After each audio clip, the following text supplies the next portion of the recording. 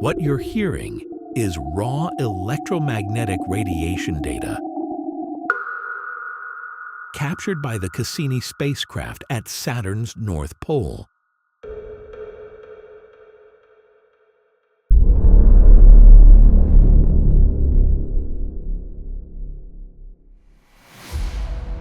It isn't just white noise. It's the sonic footprint of a magnetic powerhouse, a celestial entity spinning at 35,000 kilometers per hour, warping the very laws of physics in its wake. This force dictates a grim mathematical frontier, the Roche Limit, the tipping point where Saturn's tidal gravity overpowers the structural integrity of any celestial body. 100 million years ago, an icy moon wandered into this trap and was torn to shreds. But instead of plunging into the abyss, centrifugal force locked the remains into a skeletal halo of debris. But here's the problem. This system is unstable. Latest observations reveal that Saturn is digesting its own jewelry through a phenomenon known as ring rain. Every single second, 10 tons of matter are being siphoned into the atmosphere by the magnetic field. The most magnificent rings in the solar system are, in fact, committing a slow-motion suicide. Why is it vanishing so fast? And why are we lucky enough to be standing here, right now, to witness its final, dying gasps? As we established, Saturn's radio screams are the pulse of an extreme gravitational and magnetic field. But why does a simple pull possess the power to rip a solid world apart? The answer lies in the differential. Picture an icy moon drifting toward Saturn. According to the laws of gravity, the side facing the planet feels a stronger pull than the side facing away. At a safe distance, this gap only creates tides. But cross the Roche limit, and that gap becomes lethal. The stretching force on the leading face grows so violent it overpowers the internal gravity, holding the moon's molecules together. In other words, the moon doesn't just fall like a stone. It is dismembered in mid-orbit. Data from the Cassini mission points to a name, Veritas. 100 million years ago, this moon may have harbored an icy ocean, until its orbit drifted off course. When Veritas hit the Roche limit, it didn't detonate like a bomb. It was stretched into an ellipse, then it snapped. In a matter of days, a monolithic world transformed into a 100,000-kilometer ribbon of shrapnel. This explains why Saturn's rings are 99% pure ice. This isn't ancient cosmic dust. It is the fresh flesh and bone of an executed moon. So why didn't this debris plummet immediately? Orbital velocity. Every shattered ice crystal retained the frantic momentum of its parent moon, screaming along at 70,000 kilometers per hour. At this speed, centrifugal force pushes outward, perfectly counterbalancing the gravity pulling inward. They are locked in a state of eternal suspension, haunted by the very spot where their mother world died. Saturn didn't just tear a moon apart. It froze the moment of the massacre to create the ring we see today.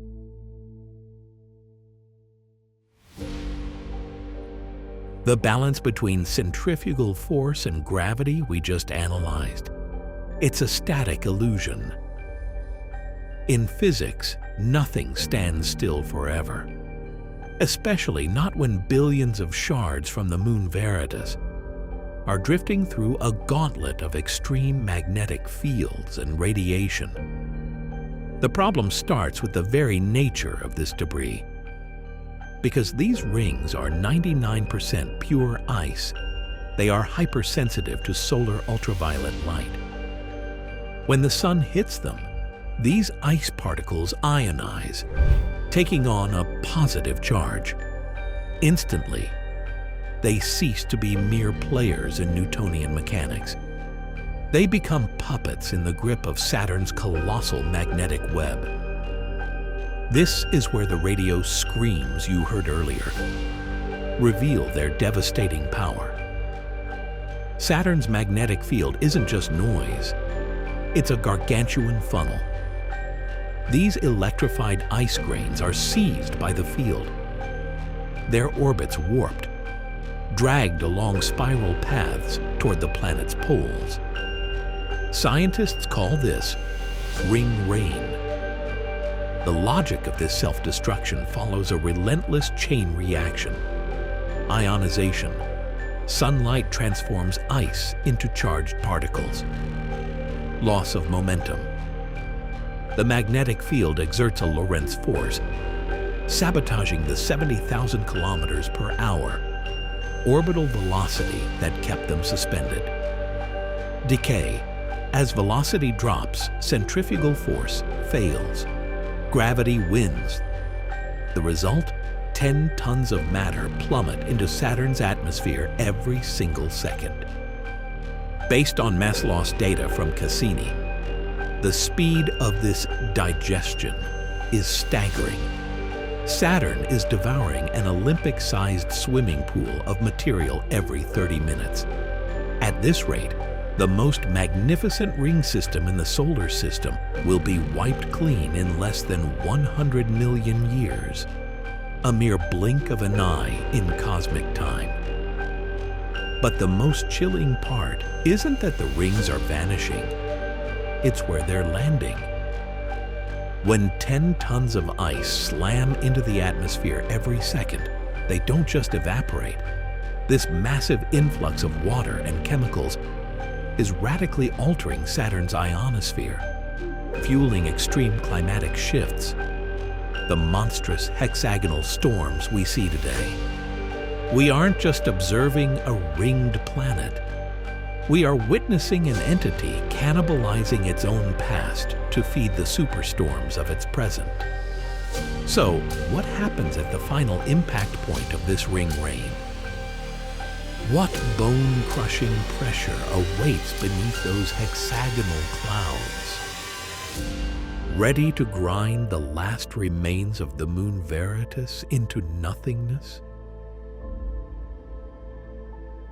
When 10 tons of ring rain vanish into the atmosphere every second, they don't just disappear into the void. They become high-octane fuel for the most brutal weather machine in the solar system. To understand why Saturn screams and how it sustains such impossible geometric storms, we must look beneath the amber veil deep into the churning core. Our first stop, the Hexagon. This isn't an optical illusion or a cosmic coincidence. It is a perfect hexagonal megastorm, twice the width of Earth, with unnervingly straight edges. Physically, this hexagon is the byproduct of extreme velocity gaps between jet streams. With gases screaming at 1,800 kilometers per hour and no solid surface to provide friction, the vortices self-organize into stable geometric structures. But what haunts scientists is how this flow seems anchored by a titanic upwelling of energy from the planet's depths, where pressure begins to snap every known molecular structure. The deeper we go, the more Saturn's cruelty reveals itself through sheer force. Thousands of kilometers down, hydrogen as we know it ceases to exist. Under millions of bars of pressure, hydrogen atoms are crushed so tightly that electrons are stripped from their nuclei, forging a sea of liquid metallic hydrogen. This is the heart of the beast. This layer of metallic fluid acts as a colossal dynamo. The convective churning of this electrified liquid generates a terrifying magnetic field that enshrouds every moon and ring in its path. The radio screams we record are the raw output of this process, the mechanical roar of an engine grinding matter into pure energy. But in this high-pressure hellscape, there is a phenomenon that turns brutality into ultimate luxury: diamond rain. In the deep layers, pressure cooks methane, stripping carbon and compressing it into raw diamonds that hail down toward the core.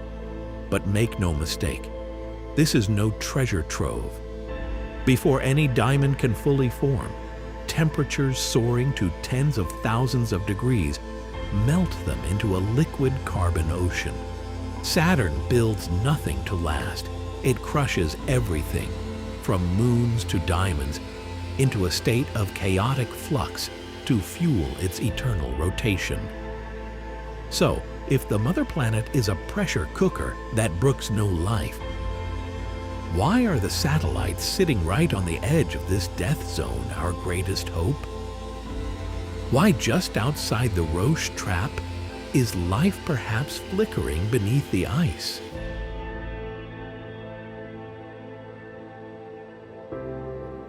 The existence of Saturn's moons is living proof of a brutal physical schism. Stay just beyond the Roche limit, and matter is granted the chance to create rather than be executed.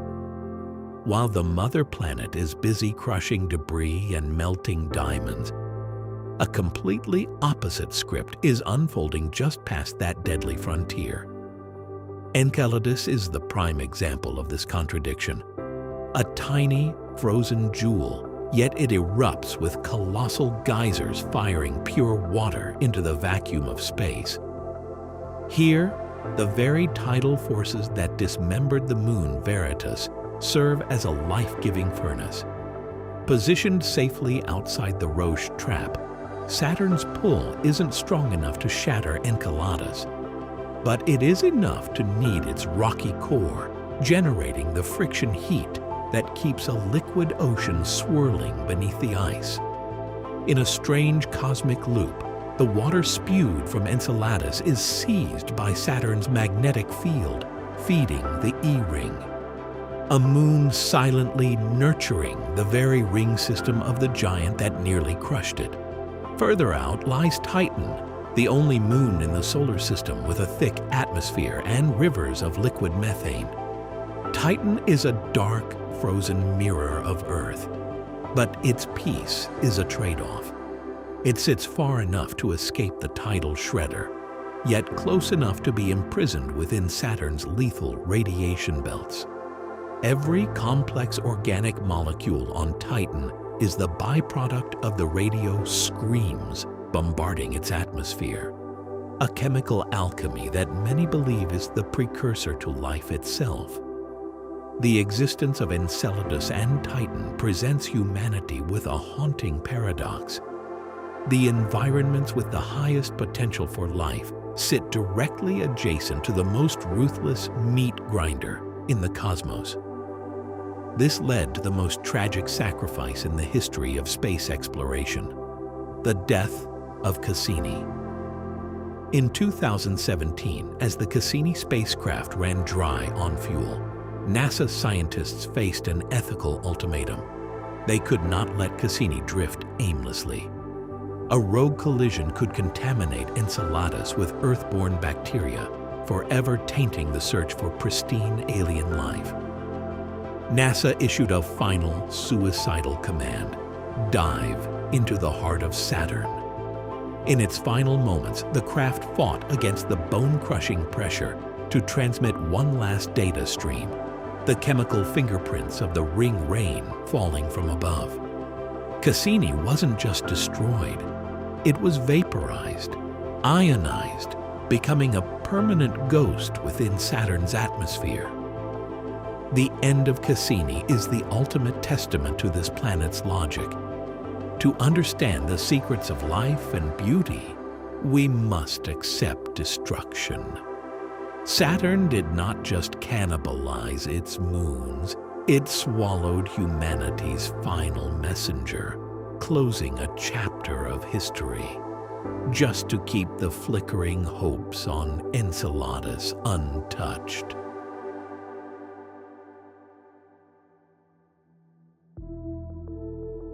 Saturn's rings are more than just a wonder. They are a grim foreshadowing of the Kessler syndrome right here on Earth. The rings are, in essence, a graveyard of density, a zone where any spacecraft daring to cross is instantly obliterated. Earth is currently forging its own Roche Limit out of technological waste. Once satellite density hits a critical mass, a single collision will trigger a chain reaction, transforming our orbit into a lethal belt of shrapnel screaming at 28,000 kilometers per hour.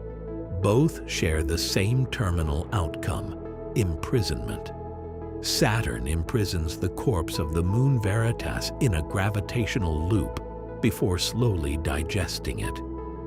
The Kessler syndrome will imprison humanity beneath our own atmosphere, turning space into an inescapable cage. We will gaze up at a ring of debris surrounding us, not a crown of glory, but a testament to technological suicide. The truth is, the beauty we admire is merely a glitch in time. In 100 million years, as the old rings fade into oblivion, Saturn will lure its next victims, Enceladus, Mimas, into the Roche trap to recycle a brand new set of rings. The universe does not operate to maintain stability. It thrives on the recycling of destruction. Saturn will remain there, cannibalizing its children to sustain its hollow splendor. As for us, will we learn the lesson written in those fragments before we finish locking the door to the stars? If Saturn showed us what gravity can do to a ring system, Venus shows what heat and pressure can do to an Earth-sized world. They call Venus Earth's twin. But that name hides one of the harshest planetary failures in the solar system. Similar mass, similar structure, completely different fate. Hotter than Mercury, crushed beneath a supercritical atmosphere, buried under a sky where blue light no longer survives. In the next episode, we descend into Venus, Earth's twin, broken by physics.